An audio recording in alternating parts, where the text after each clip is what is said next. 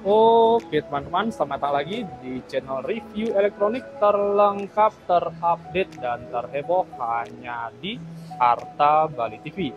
Jadi hari ini teman-teman ya, kita akan melakukan testing kualitas audio dari soundbar Sony di seri HTS20R. Biasanya kita udah sering tes ya, tapi spesial hari ini kita akan tes langsung ya di bagian awal video.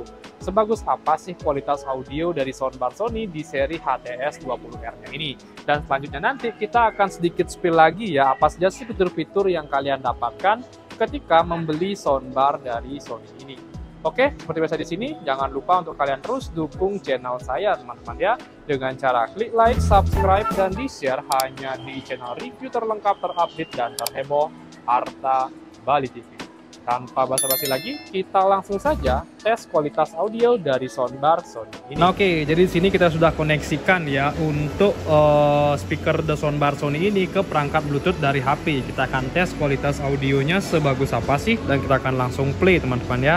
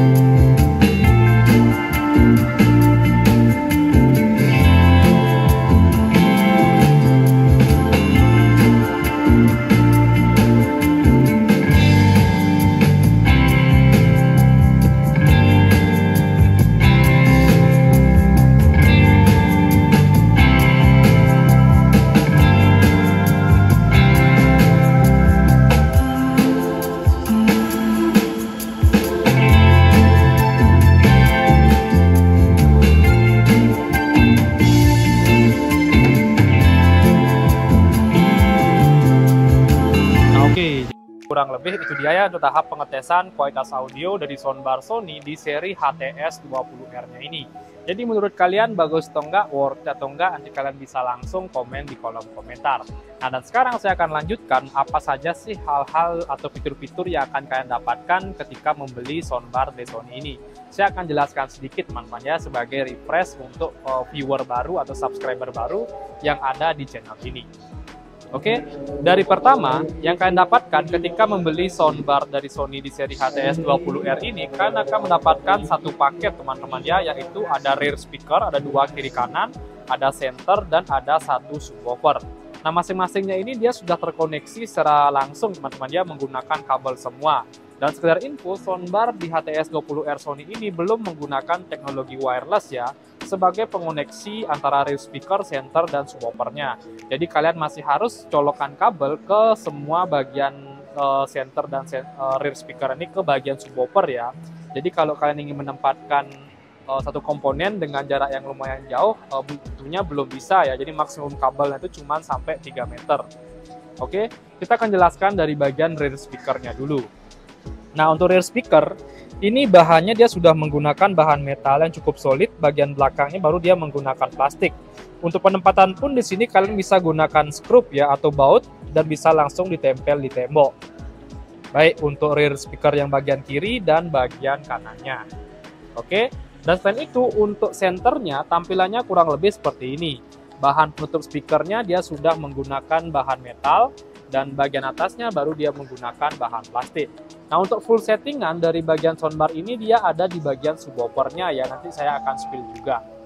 Oke, dan selain itu soundbar dari Sony ini sudah menggunakan teknologi 5.1 channel teman-teman ya. Jadi untuk kualitas audio dia sudah dijamin oke dan dijamin lebih bagus ya ketika digunakan untuk menonton film maupun mendengarkan musik. Dan untuk power outputnya dari soundbar Sony ini kurang lebih di kisaran 400 watt teman-teman ya, dengan teknologi Dolby Digital dan dilengkapi dengan Bluetooth, USB playback, dan HDMI. Jadi cukup oke ya dari soundbar Sony ini.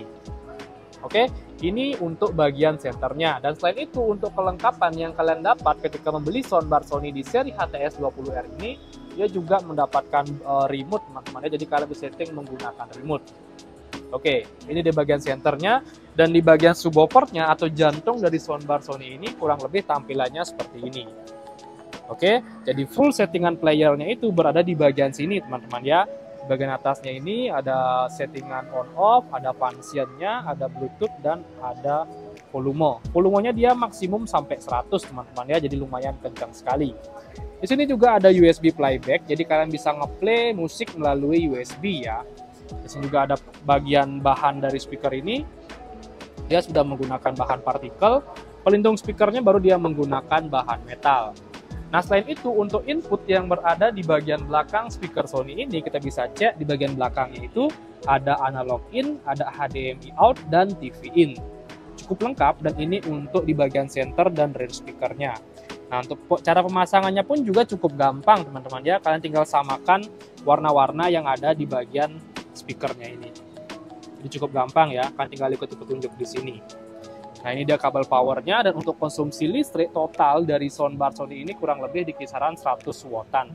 Jadi lumayan hemat ya, kalian mendapatkan power yang kencang, kualitas yang bagus, dan suara yang jernih dari soundbar Sony ini. Oke, dan terakhir sekarang saya akan sedikit spill ya harga terupdate dari soundbar Sony ini. Jadi harganya itu kurang lebih di kisaran 3.129.000. Nah, untuk kalian yang ingin mendapatkan harga promo dari soundbar ini, nanti kalian bisa langsung saja datang ya ke toko kami yang ada di Bali dengan nama Toko Grand Mas Bali.